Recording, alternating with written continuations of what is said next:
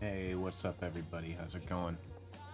Today I will be trying to show you a little tutorial, if you call it that, on how to try to emulate some of the effects I've got going on here.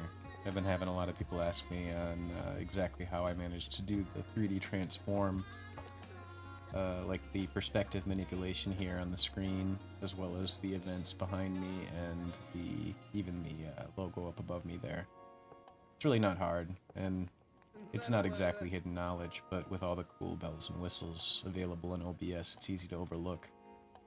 So it is going to be an extension you need to download, which I will have in the link in the description and below. But it's going to be from this website. Simply want to click on that. Now this will not work for Slobs or Streamlabs OBS. You have to have actual the studio OBS. So you want to scroll down, find the most recent one, like this one here. Gotta scroll through some of these annoying pages to find the download, but eventually you'll see the go to download up here. Get to this page. Now, here, you want to make sure you download the right one. Unless you got an Ubuntu, I honestly don't even know what the hell that is. You're going to want to go to, in this case, the easiest would be the exe. You can take the 7-zip if you prefer that. But the exe is just going to execute it, install it, as long as OBS isn't open. It's going to automatically get everything taken care of for you. You run the exe. Alright, now for actually using the program. So, first, I got my display capture up here so you can hopefully see everything I'm doing. First thing, show you my cam overlay here. First thing you're going to want to do, open filters. Now I've already got them here, but you'll want to add 3D transform. You can do that just, of course, by right-clicking Add 3D Transform. First thing, you got the camera. I've never really used orthographic. I don't really see a purpose for it. It does manipulate it, but it just seems like it with the perspective option, it's so much easier. So first thing you want to do is kind of crank your field of view up. Just, I'd say about 20%, something like this. Give you some room to work with. Now it does, you don't want to turn it up too high because it will lower the image quality a little bit, so you got to be careful, find that balance. Now, some of you may or may not know, you can of course grow the image like this. If you hold the shift button while you do that, you can also stretch it, which can be very useful with a lot of different sources. So, in this case, we're going to, this obviously by default is not 16 by 9, which is where we're going to want to put our game. So we'll stretch it out a bit, just kind of eyeball it. There might be an easier way to do it. I don't know it. So we'll eyeball it to about where we think it needs to be, which seems good there. So open my window capture, which we'll pretend is our game capture. Oops. Make sure you're grabbing that window. Shrink it down a bit so that you can fit it in. So we're close, but we're off. So we'll fix that quick.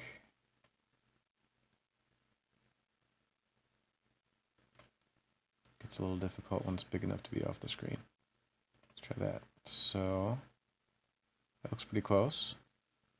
Not perfect, but you know, we're just doing this as a reference, so maybe a little shorter. So you can see now I'm lining up with that window. It's a little difficult to tell with this window here. You can tell it's lined up pretty good. So this is where it gets a little tricky. What you're going to do here, get this out of the way. Actually, we need that. So, sorry, I'm tired.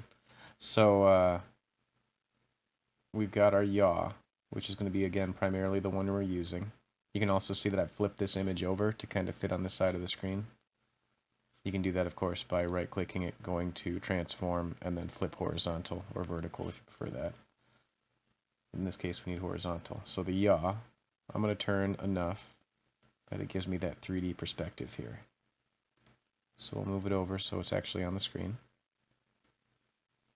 Now, in my case, I did shrink it down a little bit to kind of widen that perspective. So you're going to have to do the same thing with the window capture. So we'll put it here, filter, 3D transform, which I do have just back to defaults. So we'll go to perspective again, turn that up. About 112 is usually where I go, sometimes a little more. Fix that yaw. Now this is where you gotta line it up, so this thing makes it so annoying when it's sitting there. Let's try that. So we'll make it a little bigger. Go up and line it up here.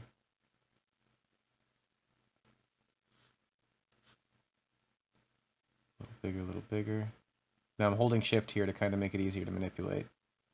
But you can see the yaw is still a little bit off because this line here isn't quite clean. So we'll feather it with the arrow keys. Just feather that yaw to the right. Bob Ross it a bit. Still maybe just a hair off. But grow it here a little bit.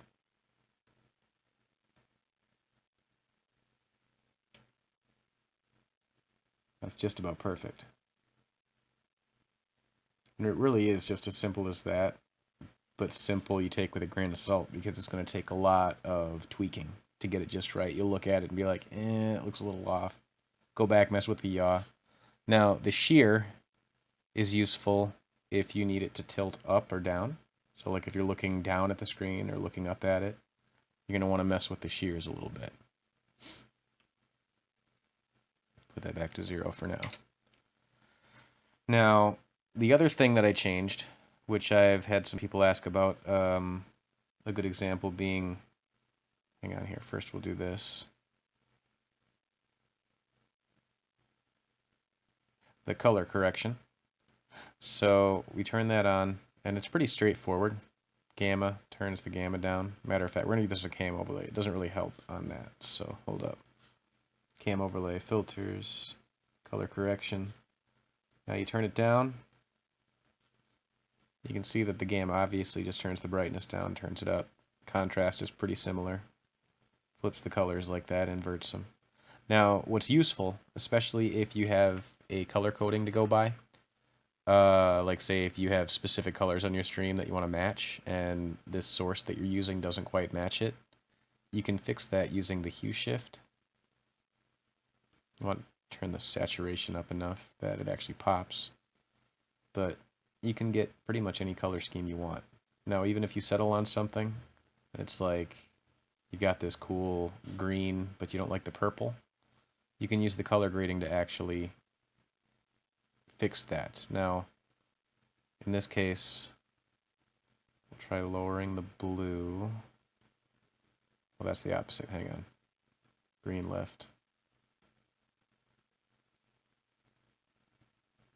So you can kind of manipulate it and get the colors just how you want them, but it's real touchy with the color grading. So you really want to feather it with the arrow keys to get it just right.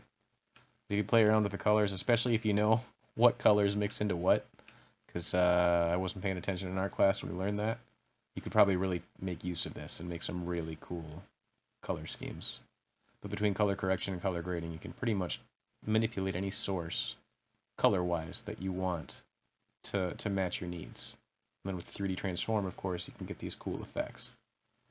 So, switching back to my other scene. This is pretty much after a lot of tweaking and coming back and changing it a little bit and changing it a little bit until I get it just about where it looks right. And then with that color grading, you can also do stuff with your camera. So, for example, I do that same sequencia thing where I fade my camera, but I use the color grading techniques to make my vape look a little bit cooler. That was kind of a happy accident when I figured it out. So that's about all I got. Of course, I can elaborate a little bit more, go a little more into detail if you guys need me to. If you're running any problems or anything like that, go ahead and leave it in the comments. I'd appreciate a subscribe. I'm new to this YouTube thing, and I'm still working out the kinks. Catch me on Twitch. I'm a little bit more polished there. I got the link in my description. But thanks, guys. I appreciate you. Take care.